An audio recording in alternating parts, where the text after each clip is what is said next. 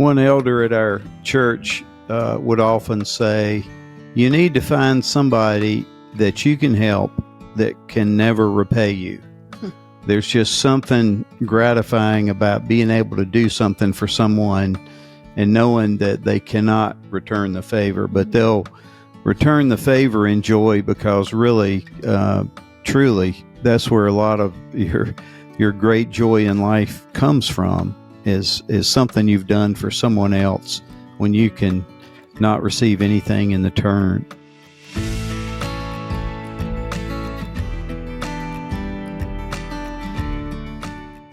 Hello, everyone, and welcome to the Zan Tyler podcast, where our goal is to help you thrive in your homeschool journey. Let me take just a minute to ask you to please subscribe to this podcast wherever you listen or watch, including YouTube. And if this podcast has been encouraging to you, please leave us a good review. Each review really helps. Be sure to follow us on Facebook and Instagram. We post a lot of content there as well. Well, thank you for joining us for part 2 of my conversation with my husband, Joe. If you missed part 1, make sure you go back and listen. Today, we're going to continue our conversation about how to create meaningful experiences with your children, whether in the context of daily life or planned events and vacations. Remember, relationships are really key to a strong homeschooling experience. So stay tuned. I think you will really be encouraged. When my family started our homeschooling journey, there were so many decisions to make, but one of our best decisions was choosing to use BJU Press Homeschool. I've never seen my kids so excited to get textbooks before. I'm amazed by how interesting and interactive the lessons are. My kids actually look forward to them. We use the online video lessons for all our courses, but I know some families choose to teach from the textbooks. What I love is that I can trust BJU Press to uphold our values. The Bible and biblical principles are woven throughout each subject. I'll admit, I was a bit nervous when I started homeschooling, but I've found a wonderful online community of other BJU Press homeschool families and consultants. The Homeschool Hub also makes my job easier. I can set up our schedules and rearrange them with just a few clicks. On the dashboard, I can see each of my kids' progress, and the assignments page shows me quickly what's ready for me to check or grade. I'm glad my son's biology assignments are automatically graded. BJU Press Homeschool has given us the tools and confidence to homeschool our children. For more information, do what I did and visit the BJU Press Homeschool website or talk with your local HomeWorks consultant. Sports is another thing that most families will find themselves involved in. I know some parents really struggle with whether and at what level to get involved in sports with their kids. I know for us, our boys just chose a communist sport to participate in, soccer, because you could end in a tie and you can't touch the ball with your hands. So to me, that's communism. And so, but looking back, I think we all learned a lot through soccer. For one thing, you have this internal desire for justice, but you will never get it playing a sport. The refs will always cheat you out of some wins.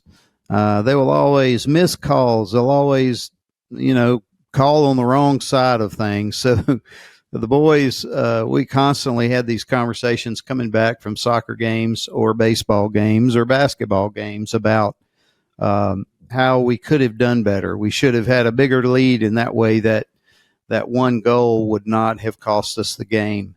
So the other thing that they learn is how to handle being wronged. They need to know that life is not going to be perfect for them. It's not going to turn out always as they desire, and that they will constantly need to change and grow.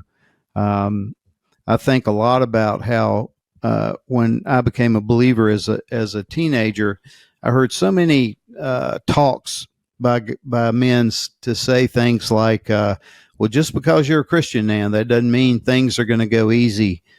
And it's funny how over and over and over again I think about that, because I think about bad things that happen to good people. And isn't that a major, major issue that we all face and that we need to really train up our children regarding. They need to know that bad things are going to happen in life, and God does not promise for everything to be perfect, but He promises to be with us through those disasters and through those tough times in life.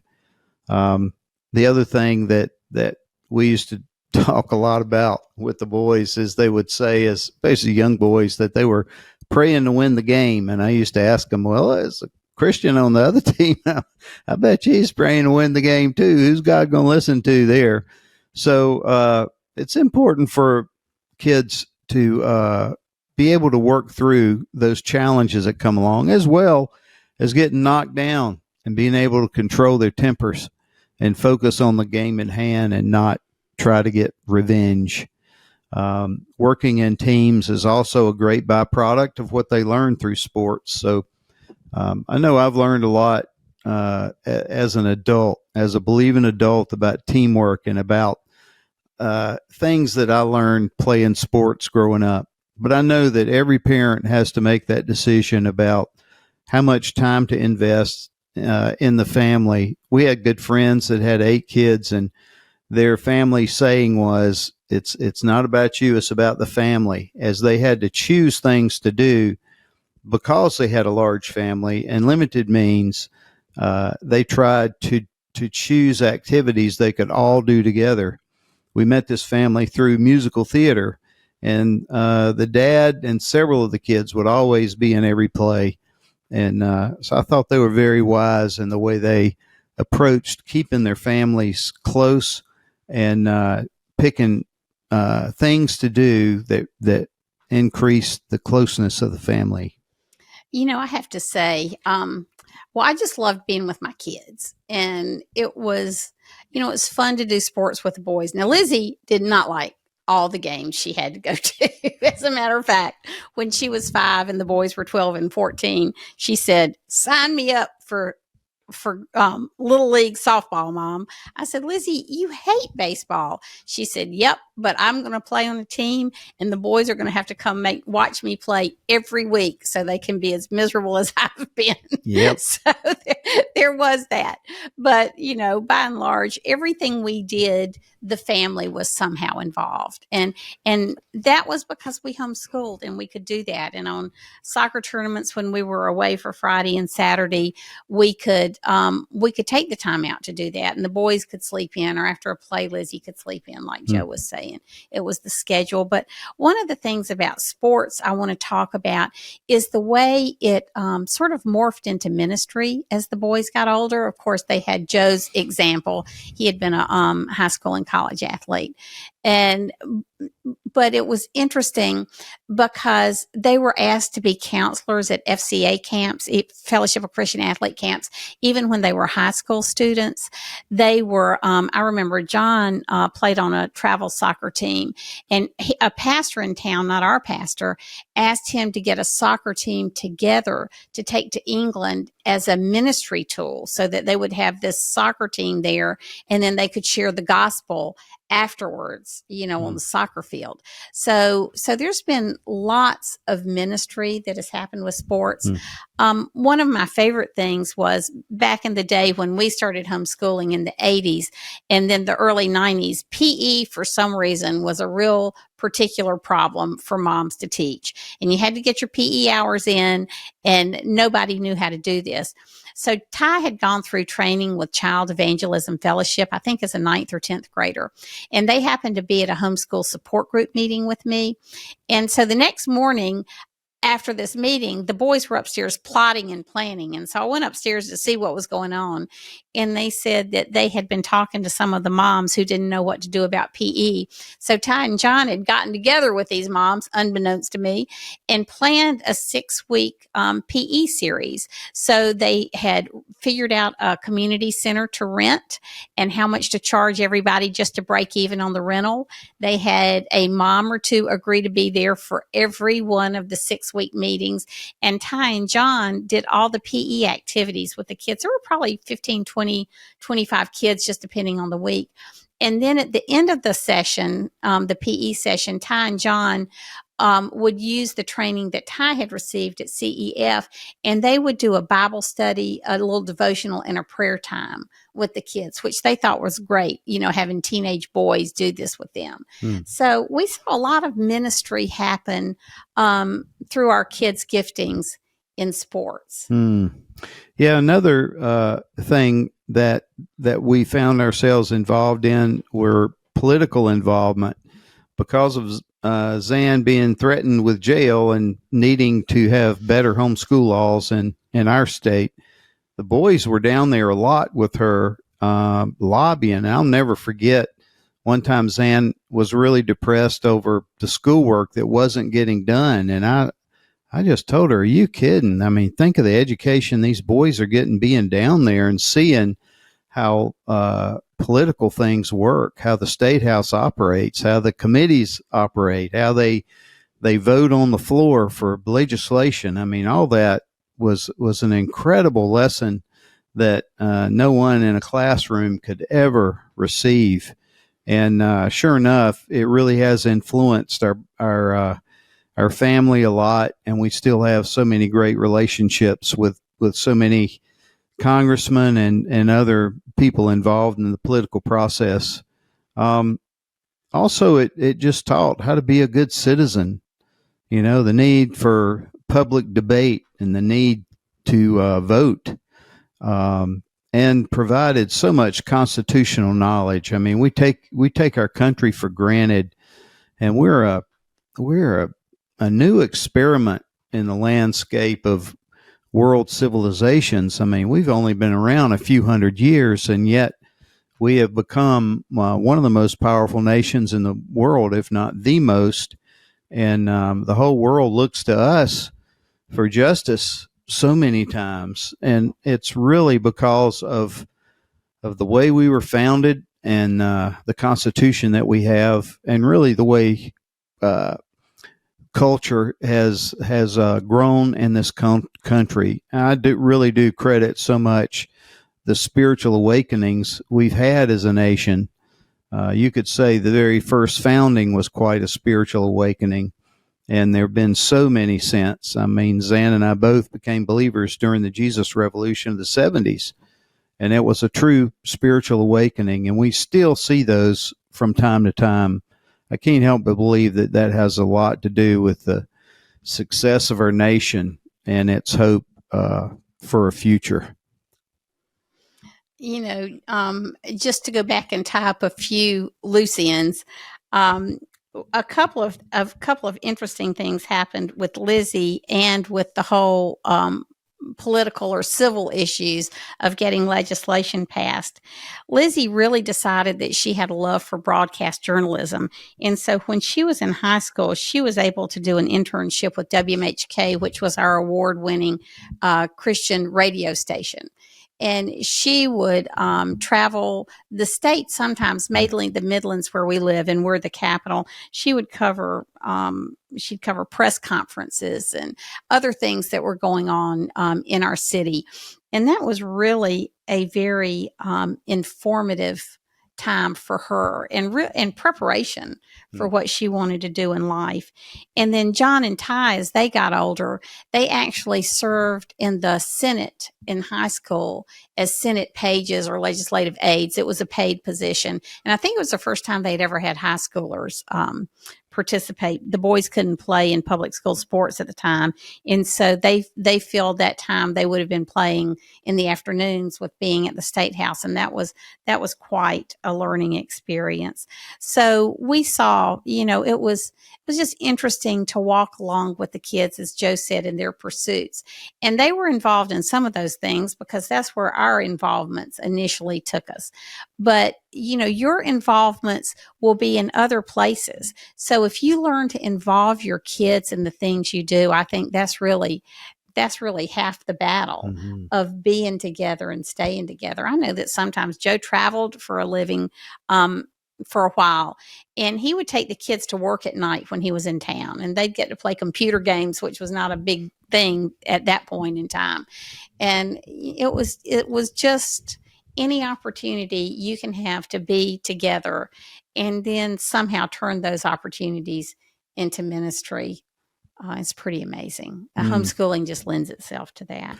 And I know that there may be some people listening out there that might find themselves as a single parent raising their kids and homeschooling at the same time. And we've met many of those in conventions that we've been to.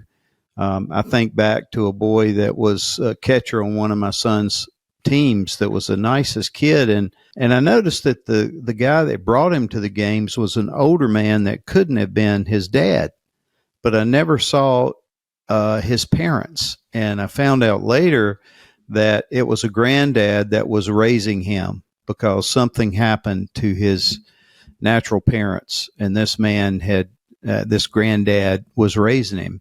And I have experienced the same situation in several different conventions where I've been speaking to a guy that I thought looked a little bit old to be homeschooling, and found out that drugs are such an epidemic now. In several of these cases, these granddads have said, yeah, our kids had a drug problem or they had a different type of situations that caused them to not be fit parents. So they took their grandkids in and are raising them.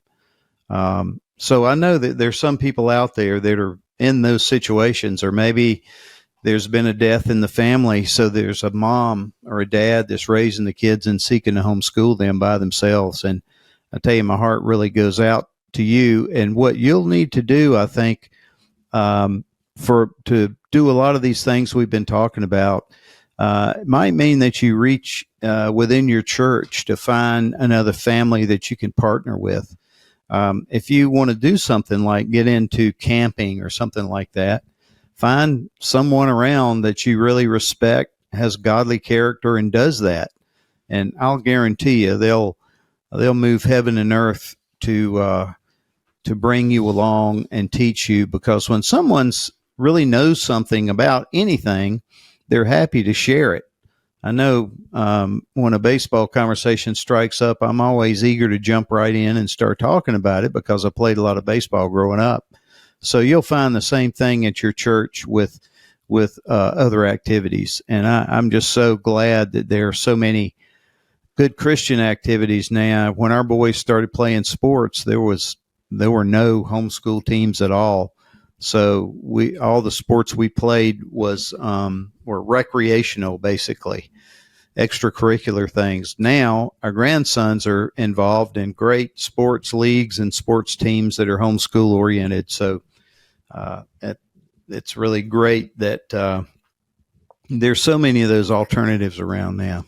Yep. And speaking of grandparents, we've got eight grandkids now and one on the way. And we love being able to attend their sports events and their little gymnastics year-end programs and their piano recitals and all of that. It's so much fun to be involved in their lives. So homeschooling is really generational. It doesn't stop with one generation. Our kids were involved with our parents, and we're involved with their kids. And so you're really touching, many generations when you choose to be involved with the family. Another thing that you can do is just look around and see what needs are around you in terms of really having a service project that you can do together as a family. Why don't you tell them about the widow baskets? Oh, okay. So we really did want the kids to have a heart for service growing up. And when we started homeschooling, I was really praying that the Lord would give us an outlet for service, but all the organizations I called, of course, nobody knew what homeschooling was in 84 anyway, but they say, Miss Tyler, you go put your kids in school and we'd love to have you work with us, but we don't want children really getting the way of what we're doing here. So as we prayed about it, the Lord really laid that verse in James 1 on my heart about ministering to orphans and widows in their distress. And so we had a church that had many, many widows in it. And we were able to get a list. And we started just 1 year. I think the boys were 5 and 7. We started our widow baskets where we would make baskets for the widows in the church with something to eat and a Christmas ornament and a little craft. And the boys would memorize, and then later Lizzie would memorize a long scripture passage and 3 or 4 carols, all 4 verses. Boy, that's great language arts right there, and great theology when you memorize the carols and the old hymns. And we would visit the widows, and just the boys and Lizzie, as she got older, would sing their carols and say their verses and give their little baskets. And so the first year it was nice. And the second year we started working on our widow baskets one day a week. So we just maybe spend 30 or 45 minutes on a Wednesday learning the verses or the carols or making our crafts. And it really became an important part of our Christmas. It was something that just grew. So one year the boys had gotten to be teenagers. And again, I heard them plotting upstairs. And when I went upstairs to see what was going on, they said, well, Dad's going to be out of town. They said, we have so many days between Thanksgiving and Christmas to deliver our 25 or 30 baskets. And Dad's going to be out of town this many days, and we need to do this all together. So they were figuring out how they could visit all the widows. And they say, Mrs. Yates, she likes to have us in. She has something to eat for us. And so we need to allow at least an hour there. And then we see Miss Vincent, and then we see Miss Stacy. And they knew how long they needed to plan to be with each person. And so it's not like they ever ran out of time to tell us what they wanted for Christmas. But for many, many years, the widow baskets became the real focus of Christmas. And as the boys left and went to college, the first year they were both gone to Covenant College, which was about 350 miles away. When they would come home on the weekends, we would often find them sitting with some of the older people in the church who had really formed a lot of their prayer support as they had left and gone to college. So it's really remarkable to see the way the Lord can use your little attempts at service and grow them into something bigger. I think George Washington Carver said, it's not how much money we have, it's not the things we accomplish, but it's the amount we serve that measures us as people. And so it's just, I love that about homeschooling, that we can do that. One other thing we did, and we actually did this with Joe's dad, who was an elder at a large church in town, and they had an inner city ministry, and they had a tutoring ministry every Wednesday. And so Earl, Joe's dad, Lizzie and I, and the boys would go every Wednesday to tutor at this church. And we were involved there for about 5 or 6 years. So Lizzie and I had a little girl that we tutored from the time she was in kindergarten, probably through 6th grade. And we were able to help the mom navigate a lot of problems in the public school system. And the boys were teenagers, and they could tutor on their own. And some of these kids thought it was so great to have teenage boys tutor them. So just look for ways to serve. Ask the Lord to open doors for you. He will do that. And then remember, it's never convenient. Every Wednesday, we could think of 10 reasons not to go down to New Hope Ministries. And every Wednesday we went, we were so glad we did. And so I would say, write that into the schedule and make that part of your shared emotional experiences. One elder at our church would often say, you need to find somebody that you can help that can never repay you. There's just something gratifying about being able to do something for someone and knowing that they cannot return the favor, but they'll return the favor in joy, because really, truly, that's where a lot of your great joy in life comes from, is something you've done for someone else when you can not receive anything in return. And I really think that God has built people that way, to experience something like He experiences, to show grace and to show mercy. And I think the more we do that as a family, it creates that shared emotional experience that gets stored up in a family, and God will use it to bless the world. One other story I remember about service, and this was something we all did together, was the Angel Tree Ministry with Prison Fellowship. And we bought Christmas presents one year for a woman whose husband was in jail, and she had several kids, and they had a list of what they wanted. So we all went to her home and just to leave the presents at the door. And I remember she was really angry when we got there. And so we just left the presents and left the house. We didn't need to stay. And so the lesson for the boys, Joe was there and he was able to explain to them that it's not, we don't serve for the results. We serve because God first laid down his life for us in Christ, and that we do the same for other people, and we leave the results to God. And so I think when you're serving, you can just rest in knowing that you're helping your children fulfill the second greatest commandment, which is to love your neighbor as yourself. And I just think that's so much part of the power of homeschooling. Amen. Well, thank you so much for being with us today. As always, you can find me at the Zan Tyler podcast and on social media. And if you want to find Joe, you can find him at zantyler.com on our website. So you can find him there too. Awesome. And it's been good to be with you today. Until next time. Bye.